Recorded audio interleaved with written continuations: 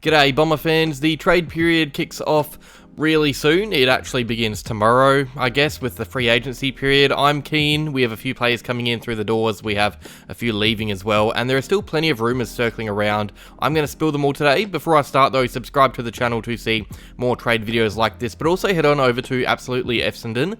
I will leave a link to their channel in the comments. They're really great, really fun videos over there. I'm lucky enough to be joining them in a cheeky trade video collab, so get keen for that. We start with outgoing players. We have BZT, our key defender, who has improved a lot over the last couple of years. He's requested a trade home to SA, specifically Port Adelaide, who have a lot of business to do, so this BZT deal could be quite tricky to work out. We are apparently kicking off negotiations with a first round pick in mind, which is just silly to me. There is clearly room to be made up. I would say he isn't even worth any more than a third rounder in my opinion. He played every game, but as we know, he has had the most goals kicked on him in the AFL of any defender in 2023. He's nowhere near a first rounder. I think Dodoro is having a bit of fun in his last trade period. Massimo D'Ambrosio has also requested a trade. This one is more because of availability, I'd say. He wants to play more footy, and Hawthorn can promise that. They are a bottom four club. They will have the squad spots for him. We probably won't, so the young mid-season draftee will head over there. This deal shouldn't be too hard. He only played 8 games in 2023, and over half of them he was used as a sub in, so this should be a late pick sent our way from the Hawks, nothing really that valuable. Now, Dylan Shiel, there are growing talks of him being involved in a trade for Jade Gresham, which I will get to later, but for now we will talk of Shiel himself. There are a few reasons why he is potentially being used as bait. For starters, he is now at an age where we are seeing his quality dip. He is already being pushed out of the midfield and closer to the forward line when he plays, which, to be fair, worked really well early into the year, but now he is 30. We aren't that close to winning a flag, obviously. He is eating up a huge chunk of our salary. With other players on the market that could still help the progression of the team, it makes sense to at least dangle the carrot with Shiel. There are even talks that we would pay a small part of his salary to whatever club he ends up at, but it's hard to know what is true and what is not, but there's a lot of talk around Shiel moving on. Finally, Archie Perkins. For those who are unaware, there were rumours for like a day maybe that he had met with Geelong. These were shut down by everyone in the industry. It was Twitter footy news. You can never really trust anything you see there unless it's from an actual source. Alright, on to incoming players. Ben McKay, I've already made a video on this, go check it out if you want. McKay has nominated us as his club of choice. He is a restricted free agent, so North can match our contract offer to force a trade. However, they will not if their compensation for McKay is band 1 or a top 5 pick at the draft, and the way it's looking, it will fall under band 1, so North get their high draft pick, we get our big-bodied key defender, win-win I guess. McKay's teammate Todd Goldstein, he has also nominated us as his club of choice, but Goldstein is an unrestricted free agent, meaning he can just walk. We can offer him a small contract and North can't really do anything about it, so the veteran ruckman will be joining us as soon as tomorrow really. It should be one of the earliest deals done. Jade Gresham, it's widely considered that he is going to be at Essendon in 2024. He is yet to request a move away, but he, like McKay, is an unrestricted free agent, meaning we can offer a contract and St Kilda can either choose to match it and force a trade or allow us to just nab him. Like North, the Saints are waiting on what that compensation will be. Gresham will apparently take a hefty pay cut to join us, but would still warrant a late first round or early second round compo pick apparently.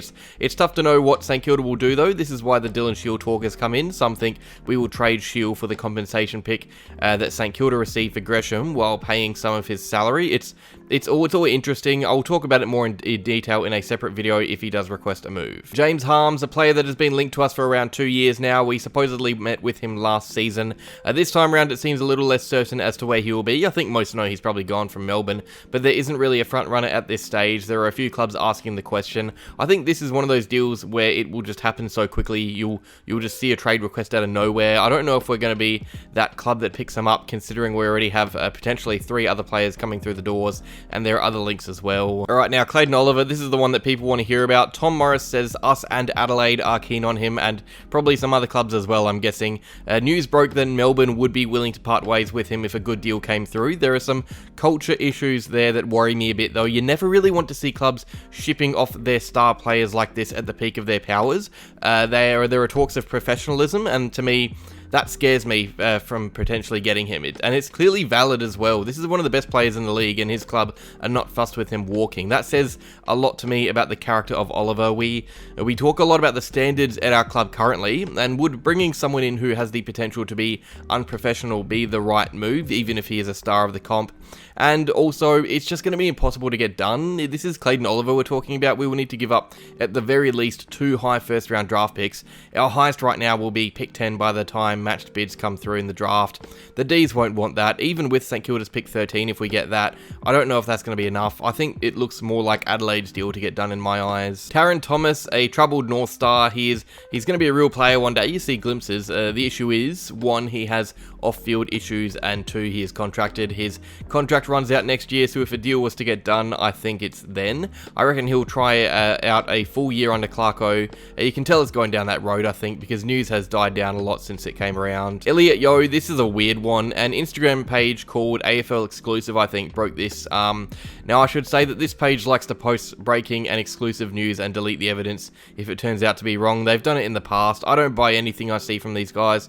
They might be correct. Yeo might be wanting a move, and we are interested, but I'm not believing it until I see a credible source, so this is just on that Twitter news tier for me, nothing to it yet, but I kind of have to have it down. Xavier Duursma, a lot of people are bundling him in with our BZT deal. He is Victorian, he has had a tough few years at Port with injury and what have you. I don't know if he's really what we need. I feel like sometimes journos just pick Victorian players from other clubs to find common ground in trades, but I don't really see him adding anything that incredible to our list, in my opinion. Ollie Wines, he is another being talked about in the BZT deal. He is being pushed in every trade though. The same is happening with the Radaglia Geelong switch. In fact, the talk surrounding Wines seems to revolve around Geelong, not as much us, I'd say. I think the factor here is that we would have to give up more plus BZT. We would really damage our draft end in doing that, I would say.